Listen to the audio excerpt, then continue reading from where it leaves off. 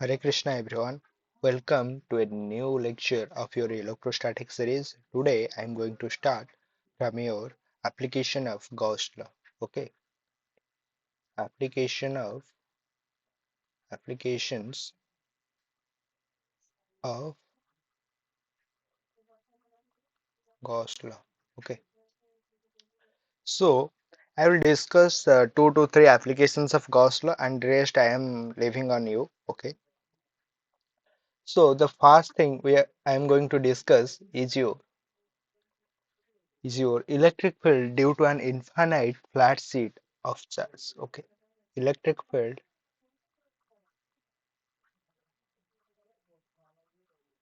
due to an infinite flat sheet of charge. So what does it mean and what does it signify? We will discuss. Okay, we'll discuss thoroughly this. Okay, so first case we have the non-conducting flat sheet. Okay, non-conducting flat sheet. Okay, so let me draw the diagram for you. Okay, if I have a non-conducting flat sheet like this is a flat sheet. Okay,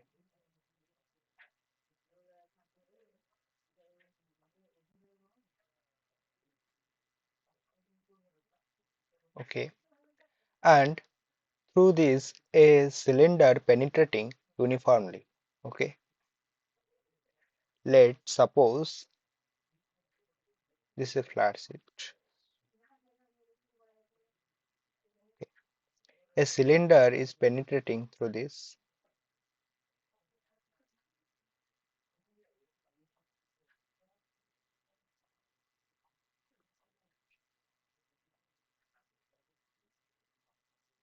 Okay, this is a cylinder penetrating through the flat sheet, and it is penetrating uniformly means through to the right how many the heights it covered, the same height it covers through the left also. Let me draw it for the left also. Okay, so what happened? These are the two surface S and this is also S. Okay, and electric field is perpendicular to the surface S. Okay, and the distance between the flat sheet and your point P, here is the point P, is R. Okay, is R. So you can imagine that if this distance is R, that is point O and P, then the distance between O and Q will be R. Okay, as it is uniform, and here is the electric field E vector. Okay, so what happened? We consider a flat sheet of charge, flat sheet of non-conducting, okay, material charged uniformly,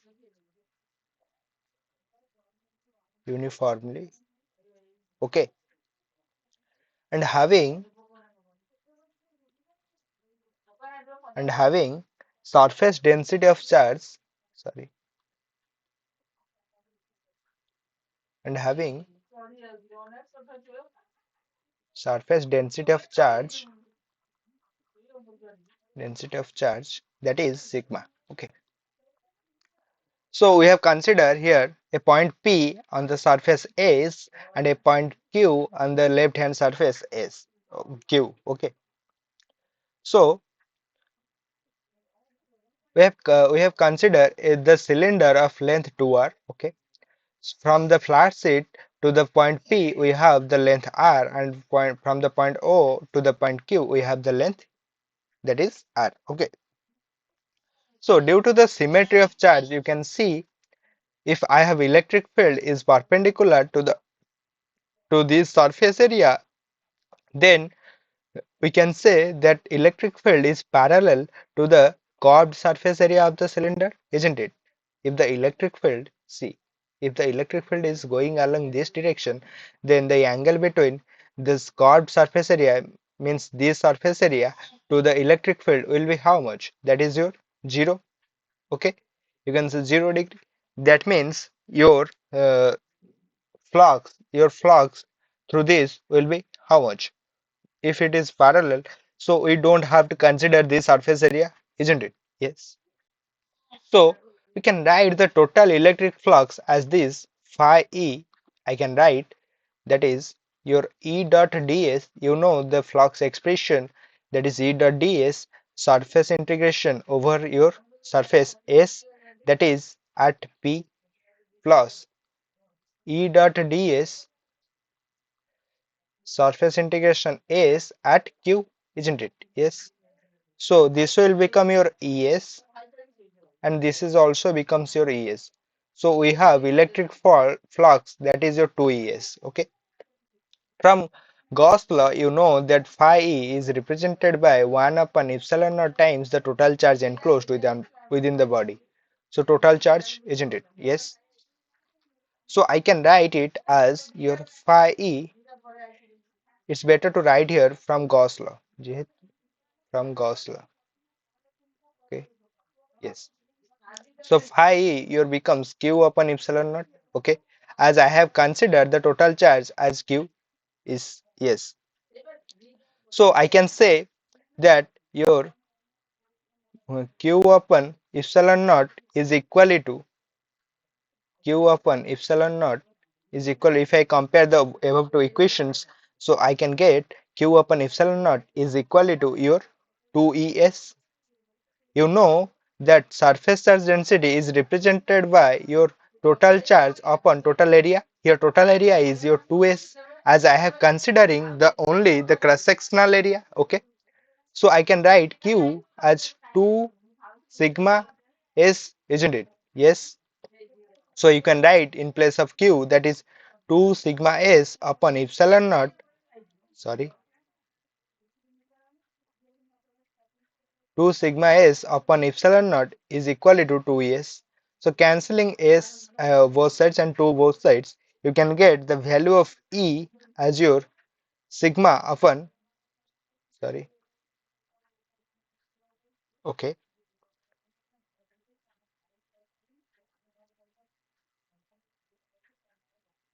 okay. So you see, here I have done a mistake, that is I have taken the surface area as 2S. Why I have taken the surface area as 2S? Because I have considered the both the portion of the cylinder. Okay, so you don't have to consider the both, you have to consider one surface area only. So you can write here S, and in place of 2 you can omit it. Yes. So here our equation becomes like this. Okay, this is 2. Okay, so E becomes your sigma, that is your sigma S, and here is your 2. Okay, so E becomes your sigma upon 2 epsilon naught. Okay, yes, it's right. Give it equation number 1. Okay, this is your expression for electric field due to a non-conducting flat sheet. Okay, so let's see about your conducting flat sheet. Conducting flat sheet. So in case of conducting flat sheet, what happens? You have to consider both the surface cross-sectional area. Okay, so if I will write phi expression as your E dot ds plus E dot ds, okay, so it will become your 2Es, okay, and your expression for Gauss law, that is 1 upon epsilon naught into Q. In place of Q you can write 1 upon epsilon naught into 2 sigma S, as your Q is equal to 2 sigma S. How did you get it? You get it from your sigma is equal to Q upon 2S. From this you got it. Okay, so by comparing both the two equations, you can write 1 upon epsilon naught 2 sigma S is equal to 2Es. So cancelling 2 on both sides and S on both sides, you can get E as your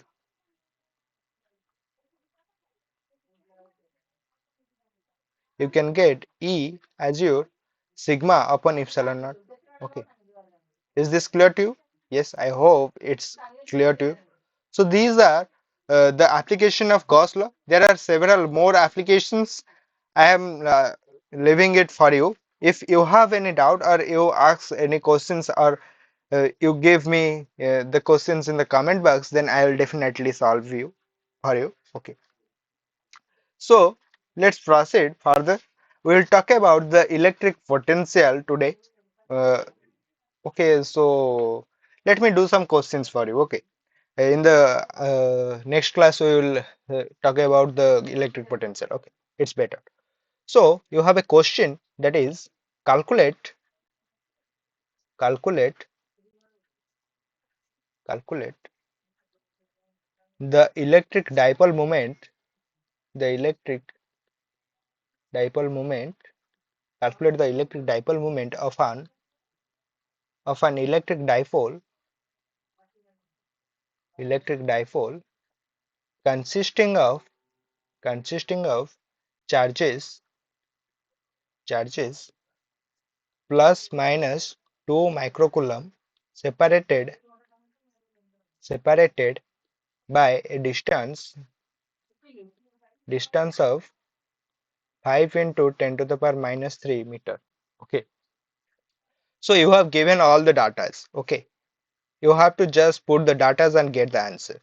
Okay, you have the charges as q1 is equal to q2 is equal to q is your 2 microcoulomb. You can write 2 into 10 to the power minus 6 coulomb, isn't it? Okay, you have charge q as this, and you have one more data, that is your distance. So distance is your, that is your 2r is given by your 5 into 10 to the power minus 3 meter. Okay, you have the dipole moment formula is p is equal to q into 2r. So put the data as 2 into 10 to the power minus 6 coulomb into 5 into 10 to the power minus 3 meters. So it will become your 10 into 10 to the power minus 9 coulomb into meter. Okay, so it will become your 10 to the power minus 8 coulomb into meter. Okay, this is your final answer. Okay, don't forget to give the symbol, give the unit. Okay, so this is very important. Okay, next we have a question that is two charges. Let me do another question for you. Two charges, the question is like this: two charges, each of each of each of charge 0.1 microcoulomb, but opposite in sign, opposite in sign. Okay, are 1 millimeter apart, are 1 millimeter apart.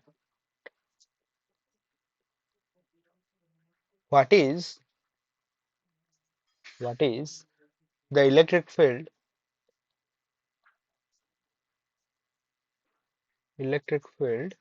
at point at a point on the line joining the line joining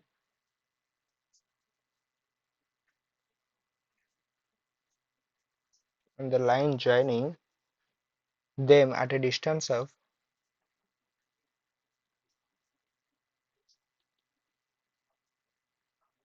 at a distance of 0.1 meter from the midpoint, from the midpoint.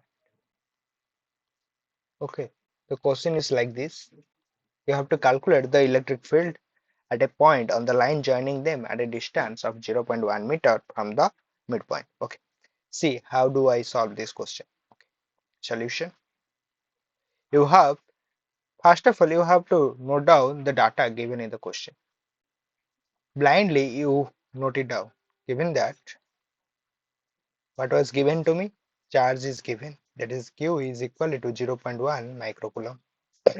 Okay, make it to coulomb. 0.1 into 10 to the power minus 6 coulomb. So it will become your 10 to the power minus 7 coulomb. Okay. Next, you have given R is your 0.1 meter. 0.1 meter. Okay. That is the distance between your midpoint and your electric field. You have to calculate. And 2A is given your 1 millimeter. You can write it as 10 to the power minus 3 meter, isn't it? Yes. So you have dipole moment formula is equal to your Q into 2A. So Q into 2A means, okay, put the values, put the data. It's 10 to the power minus 7 coulomb into 10 to the power minus 3 meter. So it will become a 10 to the power minus 10 coulomb into meter. Okay. So E electric field, you know the expression for electric field from the midpoint, that is 1 upon 4 pi epsilon naught 2p upon r cube. Okay, I have derived this expression in the previous lecture. You can also watch them in my playlist of electrostatics. I will give the link of the playlist in my description box. Okay, you can access to that. Okay. So put the values of 1 by 4 5 epsilon naught, that is your 9 into 10 to the power 9 into 2 into p, you have calculated 10 to the power minus 10 coulomb into meter upon, okay, 2 into 10 to the power minus 10 upon your 1 into 10 to the power minus 1 the power 3. So upon calculation you can get 9 into 10 to the power 9 into 2 into 10 to the power minus 10 into 10 to the power 3. Okay, so you get 18 into 10 to the power 2 Newton per coulomb as the charge unit is, as the electric field unit is Newton per coulomb. Okay, this is your final answer for the electric field expression. Okay, okay, let me do another question for you. The question is like this: calculate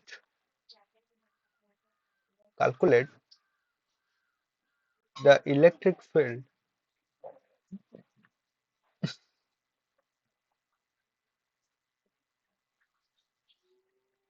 the electric field strength. These are very easy questions, fundamental questions required to just support a water drop, support a water drop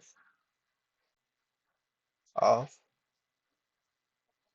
10 to the power minus 7 kg and having a charge equal, okay, so a charge to equal to 1.6 into 10 to the power minus 19 coulomb. Okay, so the question is asking you about solution. You have to calculate the electric field strength required to just support a water drop of 10 to the power minus 7 kg. You have a water drop, you have to support it through your electric field. Okay, your electric field strength means the force you have to apply, and the downward force is your mg, that is your weight. Okay, and the force to balance it is your F, that is your Q into E, isn't it? Yes. You have given all the datas. Okay, you have to calculate the electric field. Okay, in order the water drop to be balanced, so it means the mean position. Okay, so I can write the equality condition, that is your QE is equal to mg, isn't it? So I can write E as your mg upon Q. You have mass is given as your 10 to the power minus 7 into your g, that is 9.8 upon Q is given 1.6 into 10 to the power minus 19 coulomb. So upon calculation you can get the value as your 6.125 into your 10 to the power 12 Newton per coulomb. Okay, You have to just equal the conditions. Okay, you can get the answer. Okay, this is all about your question number 3. Okay, in the next class I will discuss about your electric potential, so be ready with your doubts there. Okay, I'm trying to do a live session to talk about your preparation for your chsc exam and for other entrance exam. Okay, so comment down in the comment box what should we do in our live session. Okay, so for then, I'll say you goodbye. Keep preparing, keep hustling hard. Okay, thank you everyone for watching this lecture.